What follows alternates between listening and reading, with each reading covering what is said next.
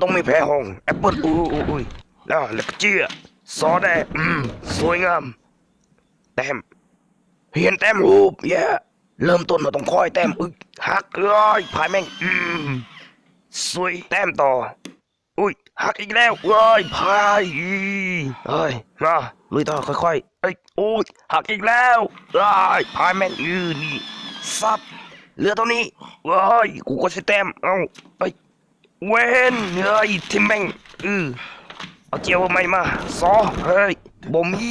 เอาบิ๊กก็ได้มาเจนเนลเลอร์นี่เอานิโพแท็กมาขีดข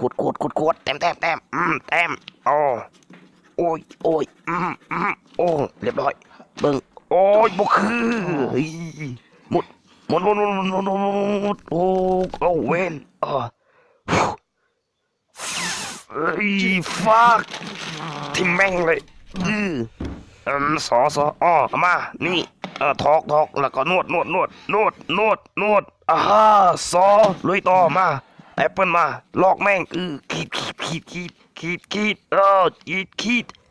คอยไพ่นี่เวนทิมแม่งเอาไม่มาเอานี่ถูเน็กตี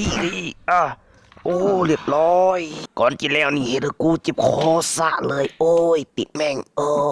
แต่มูบเจ็บคอกดติดตามเมื่อกันแหละอย่าลืมเด้อพี่น้องเด้อ